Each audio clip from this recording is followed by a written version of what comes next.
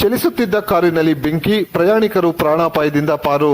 ಚಲಿಸುತ್ತಿದ್ದ ಕಾರಿನಲ್ಲಿ ಬೆಂಕಿ ಕಾಣಿಸಿಕೊಂಡ ಪರಿಣಾಮ ಕಾರು ಸಂಪೂರ್ಣವಾಗಿ ಸುಟ್ಟು ಕರಕಲಾಗಿರುವ ಘಟನೆ ಕೋಲಾರದಲ್ಲಿ ನಡೆದಿದೆ. ಕೋಲಾರ ತಾಲೂಕಿನ ಕೋಲಾರ ಬೇತಮಂಗಲ ಮುಖ್ಯ ರಸ್ತೆಯ ಕೋಟಿಗಾನಹಳ್ಳಿ ಗೇಟ್ ಬಳಿ ಗುರುವಾರ ಸಂಜೆ 6 ಗಂಟೆಯಲ್ಲಿ ಘಟನೆ ನಡೆದಿದ್ದು, ಕಾರಿನ ಇಂಜಿನ್ನಲ್ಲಿ ಶಾರ್ಟ್ ಸರ್ಕ್ಯೂಟ್ನಿಂದ ಬೆಂಕಿ ಕಾಣಿಸಿಕೊಂಡಿದೆ. ಕಾರು ಚಾಲನೆ ಮಾಡುತ್ತಿದ್ದ ಪವಿತ್ರ ಪಾಟೀಲ್ ಹಾಗೂ ಇನ್ನಿತರರು ತಕ್ಷಣ ಕಾರಿನಿಂದ ಇಳಿದು ಹೊರಬಂದಿದ್ದಾರೆ. ಕ್ಷಣಾರ್ಥದಲ್ಲಿ ಕಾರನ್ನು ಬೆಂಕಿ ಆವರಿಸಿ ಒತ್ತಿ ಉರಿಯಲಾರಂಭಿಸಿದೆ. ಪ್ರಯಾಣಿಕರು ಪ್ರಾಣಾಪಾಯದಿಂದ ಪಾರಾಗಿದ್ದು, ಸ್ಥಳಕ್ಕೆ ಅಗ್ನಿಶಾಮಕ ಸಿಬ್ಬಂದಿ ಧಾವಿಸಿ ಬೆಂಕಿ ನಂದಿಸಿದ್ದಾರೆ. ಕಾರು ಸಂಪೂರ್ಣವಾಗಿ ಸುಟ್ಟು ಭಸ್ಮವಾಗಿದ್ದು, ಇನ್ನು ಕೋಲಾರ ಗ್ರಾಮಾಂತರ ಠಾಣಾ ವ್ಯಾಪ್ತಿಯಲ್ಲಿ ಘಟನೆ ಸಂಭವಿಸಿದೆ.